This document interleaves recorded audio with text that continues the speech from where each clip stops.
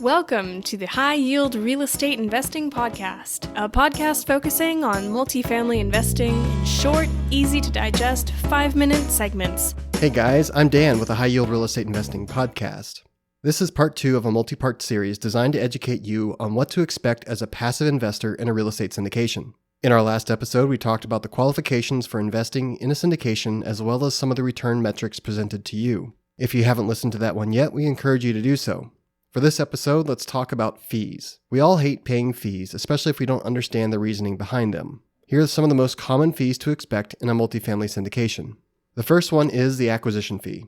This averages between 1 and 3% of the purchase price and is paid once the property is closed. The purpose of this fee is to compensate the syndicator for all the work finding the property, competing with other investors to win the contract, and putting all the pieces together to get the deal closed. And let me tell you, it's no small feat to get deals done. There are so many moving parts of an investment property acquisition to get moving in the right direction and getting it done on time. There are always multiple crises that threaten to kill your deal if they don't get solved. You have to raise money from a lot of people to make your deal happen also. What I've just stated is pretty obvious to anyone who's bought their own piece of real estate before. However, what's not obvious is all the time spent chasing down deals that never come to fruition. Real estate investors say the general equation is you evaluate 100 properties, make offers on 10, and end up actually buying 1 or 2. Finding and evaluating 100 properties takes a ton of time that is never compensated. You're essentially working for free for as long as it takes to finally find that needle in a haystack.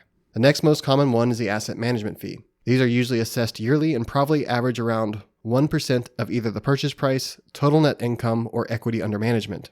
Syndicators have ongoing fees involved in running their businesses too. The software to run your investor portal, generate marketing materials, ongoing legal and accounting costs, and overall management of the asset can be accounted for with this fee.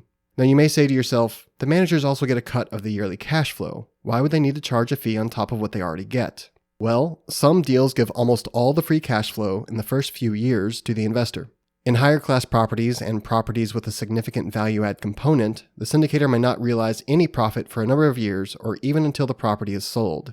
Imagine doing all the work managing and turning around a property and not even realizing a return for a few years.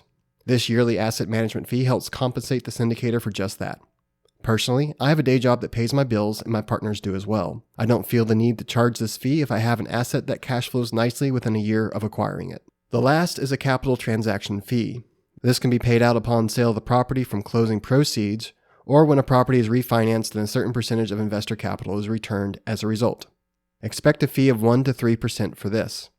Each syndicator will have their own parameters for this fee. This fee is largely performance-based and is motivation for the syndicator to get as much of the investor's money back or as high of a sale price as possible. If this fee is in conjunction with a refinance, then the fee is probably based off the refinanced value of the loan. If it's in conjunction with a sale, then it's based off the closing price of the sale. The funds for this fee will come from the funds received from the capital event. Every syndicator calculates their fees slightly differently or may have their own unique system to compensate themselves. If you, the investor, can't understand the system, then ask questions.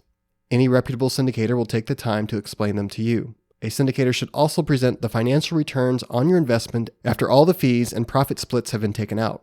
So that 15% IRR that the syndicator was predicting includes the effect of their fees and profit split. We should also tell you that there are many ways for investments to be structured. There are probably as many ways as there are syndicators. If you invest in a large plot of land that's going to be used to build a subdivision, then expect there to be a completely different fee structure and profit split. But what I've just presented to you is rather common among the other multifamily syndicators I know of. But where can you find the fees that a syndicator says they're going to charge?